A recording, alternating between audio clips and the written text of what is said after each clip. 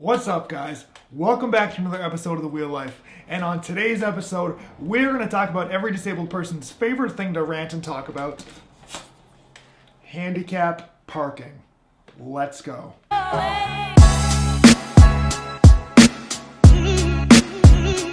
So in today's video, we're going to talk about handicap parking placards, and what you need to know about them. So who is eligible for a handicap parking placard or plate, and how do you go about getting one? So first off, if you have mobility issues and you think you would benefit from having a handicap placard or plate, what you want to do is you want to make an appointment with your doctor or therapist or someone in the medical field so that they can evaluate you and decide if you meet the requirements that will allow you to have a handicap parking placard. So I wanted to share a few common health conditions that allow for a person to receive a handicap parking placard. And so let's get into those. First off, and probably the biggest one, is the inability to walk without the use of a brace, a cane, a crutch, a prosthetic leg or something similar, or the use of a wheelchair. There are also disabilities that you really can't see to the naked eye when you look at a person, such as people with brain injuries, brain tumors, heart and lung conditions, chronic pain such as arthritis, things like that, that affect a person's ability to move right. If you put two and two together, you see that there are two different kinds of disabilities that allow a person to have a placard. Visible ones, like my disability of being in a wheelchair, and invisible disabilities, such as chronic pain, brain tumors, neurological problems, things like that. And you know, when I was first injured, I had a really hard time understanding the difference between the two, right? I would look at someone with an invisible disability and I would think to myself, why on earth do they need a handicap spot, right? You're wasting spots. But that's not true, that wasn't right, and that was just my own immaturity thinking that. It wasn't until I had conversations with people with invisible disabilities did I understand that they need handicap spots just as much as, say, I do in my visible disability. All right, you saw your doctor, you had one of the common health conditions that allow you to have a placard. Now you have your handy dandy placard. What are the rules to having it? First rule, and it's a big one: you who have been issued this placard are the only one who is legally allowed to use it. You can use it if you're driving, or you can use it if you are a passenger, but only you are allowed to use it. If you share your placard with a friend or loved one when you are not with them, this can result in the cancellation of your permit, significant fines, not only for yourself, but for the person who gets caught using your placard, and you might have to face community service and other penalties. Something else you might not know is that you have to get your placard renewed every few years. And for a person who has a disability that, you know, they might recover from down the road, that makes sense. But for someone like myself, who has a complete level injury, who will not walk, that's kind of a silly rule, right? It should be a one and done thing, and I wish state laws would recognize that. But that's just kind of a nitpicky thing that I'm talking about. But you do have to get your placard renewed every few years. Now that you have your placard, let's talk about where you can park. Your handicap permit obviously allows you to park in designated handicap spots. However, depending on the state that you live in, there might be some additional fancy schmancy benefits that your handicap parking placard allows, such as free parking in metered spaces or free parking in parking garages. And this depends on your state, so just check your state laws on your RMV website. Also, if you travel a lot from state to state, it's important to understand that not all 50 states recognize handicap placards from other states, right? So when you travel to different states, I can go from Massachusetts to, I don't know, Kentucky, and Kentucky might not recognize my Massachusetts handicap placard. So it's important to just keep that in mind as you travel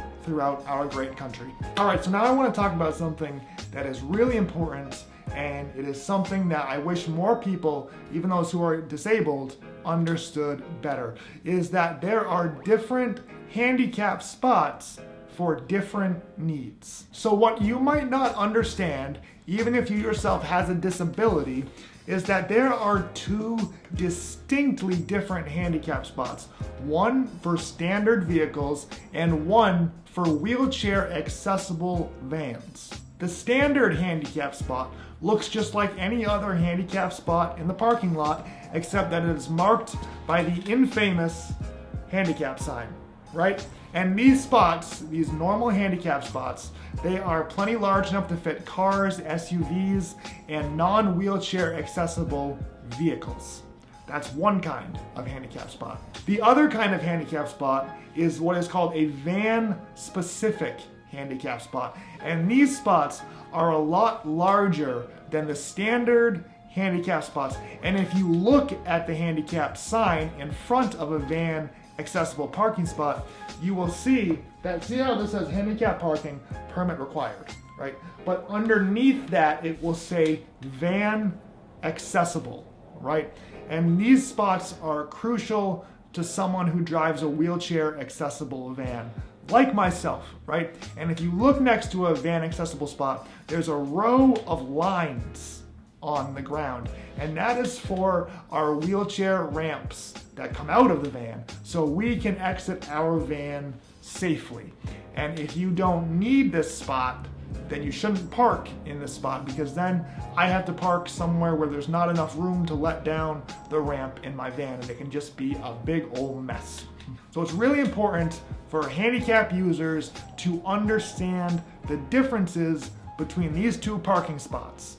Okay, so I want to talk about some of the biggest handicap parking spot no-nos. Obviously, as we mentioned earlier, the biggest no-no in parking in a handicap spot is parking in one if you don't have a handicap. That should go without saying, but it gets abused a lot, and it's really frustrating.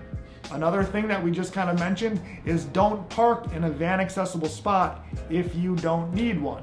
Right? So if you drive a regular car, park in a regular handicap spot. We just mentioned the lines next to van accessible spots, those lines that are in between certain handicap spots. Those are not fancy parking spots.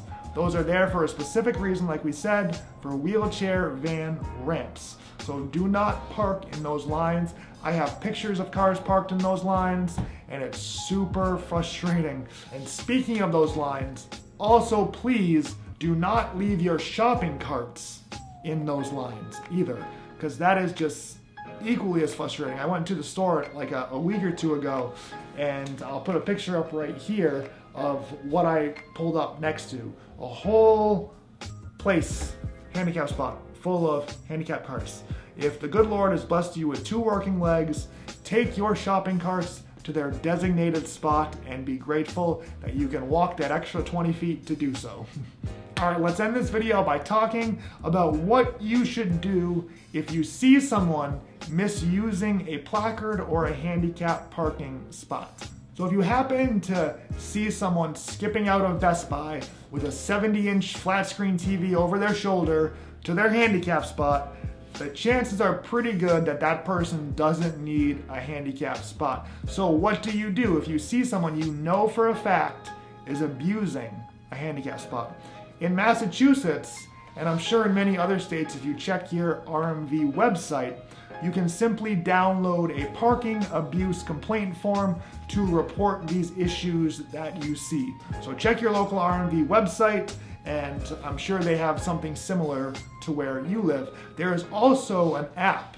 It is called Parking Mobility, and I will put that in the description below, and that is for reporting parking abuse as well. So you can take a couple pictures of the car in question, and you send it to through the app, and then it gets directed to where it needs to go. So that's pretty handy.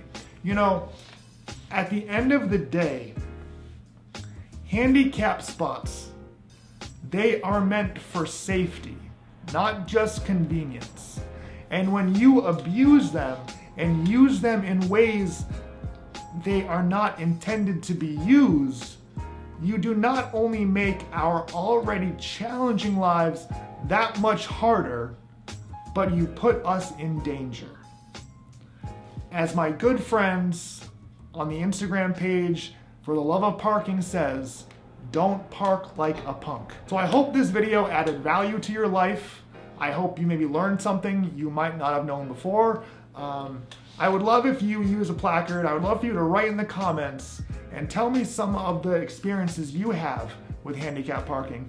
Tell me the good, the bad, and the ugly. I would love to hear about it. Let's talk about it. I hope everyone is staying safe, keeping the faith. I'll see you in another video soon. Have a great week. God bless. Let's go.